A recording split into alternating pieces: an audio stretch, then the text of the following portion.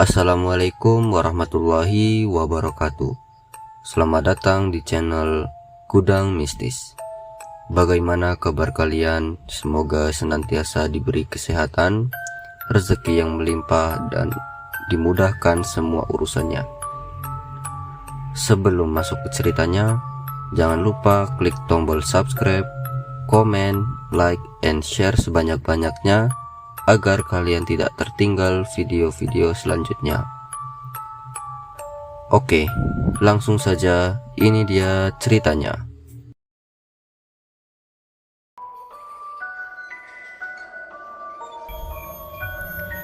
Kisah ini dialami oleh Budi. Dia berasal dari Banjarmasin, Kalimantan Selatan. Tempat tinggal dia di Jalan Batu Benawa, Gang 8. Di situ dulu ada sebuah rumah yang begitu mengerikan. Selama 5 tahun, rumah itu tak ada yang menghuni. Pada suatu malam, Budi mau pergi ke rumah temannya di gang sebelah. Sebenarnya Budi takut lewat gang itu, tapi mau bagaimana lagi, dia nekatlah tuh lewat situ juga. Kebetulan waktu itu dia jalan kaki.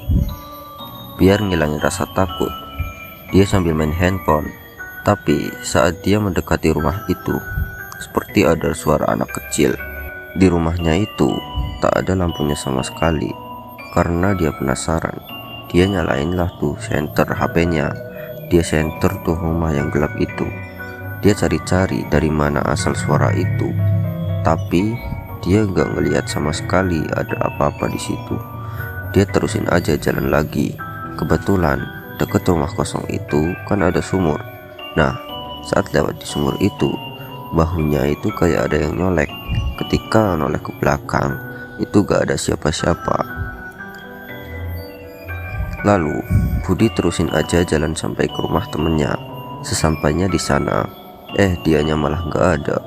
Terpaksa Budi balik lagi, tapi dia gak langsung pulang ke rumah.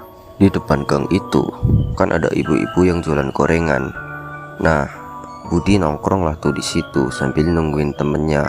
Kali aja dia lewat di situ. Pada saat itu, waktu sudah menandakan pukul 9:56 malam. Ada tetangga Budi lewat. Dia baru saja pulang kerja. Budi kenal sama dia. Sebut saja namanya Tia. Pada saat itu, kebetulan si Tia diantar sampai depan gang sama omnya. Karena omnya ada urusan lain. Akhirnya dia jalan sendiri masuk ke gang itu. Namun selang 20 detik dia balik lagi. Dia lari ke arah Budi. Budi tanya sama dia, "Kenapa lo Tia, kok balik lagi?"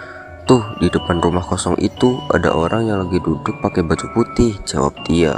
Budi akhirnya liatin tuh ke arah rumah kosong itu. Gak ada siapa-siapa tuh, mana. Tapi dia tetap ketakutan sampai-sampai dia minta jemput sama orang tuanya. Selang 3 menit, orang tua Tia pun datang. Terus Budi bilang sama orang tuanya kalau dia ketakutan. Sama orang tuanya dia diajak balik, tapi dianya gak mau lewat depan rumah itu.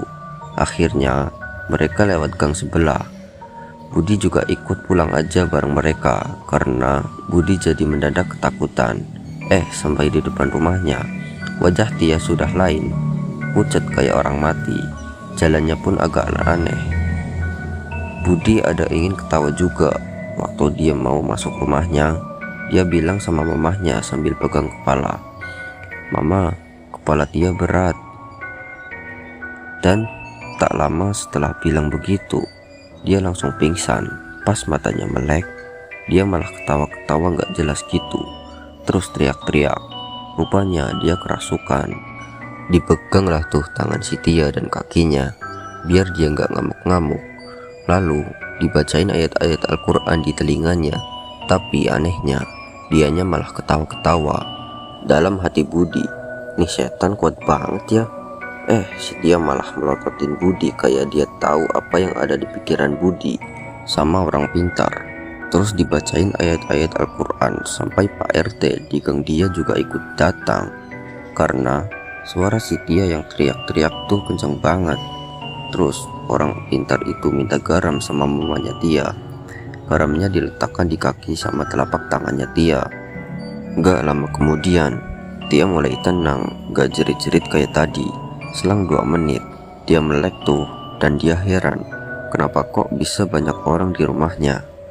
Lihat dia udah sadar. Budi akhirnya balik ke rumahnya karena sudah ngantuk banget. Sampai di rumah, Budi langsung masuk kamar. Tapi pas Budi mau menjamin mata, selalu kebayang waktu Tia kesurupan tadi. Akhirnya Budi gak bisa tidur. Budi sempat lihat jam, dan pada saat itu waktu sudah menandakan pukul 11:45. Akhirnya Budi paksain aja buat tidur. Budi bermaksud mau matiin lampu kamarnya. Waktu Budi mau matiin lampu, pintu kamar Budi yang tadinya udah dikunci itu kebuka sendiri. Budi positif thinking aja tuh. Dia pikir dia lupa ngunci. Akhirnya dia kunci lagi tuh pintu. Setelah Budi ngunci pintu, tiba-tiba lemari pakaian di kamar Budi kayak goyang gitu. Akhirnya Budi samperin tuh lemari. Dia buka tapi nggak ada apa-apa di situ. Bulu kuduk Budi udah mulai merinding. Budi tutup lagi lemari, terus Budi tidur di ranjang. Saat itu entah kenapa dia jadi takut banget, sedangkan orang-orang di rumah sudah pada tidur. Budi paksain buat pejamkan matanya.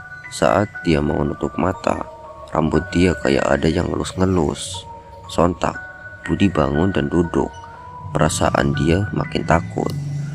Budi baca ayat-ayat Al-Quran yang dia tahu, dan tak lama setelah dia tenang. Saat dia mau pejamkan matanya lagi, ada sesosok tubuh yang tidur di sampingnya.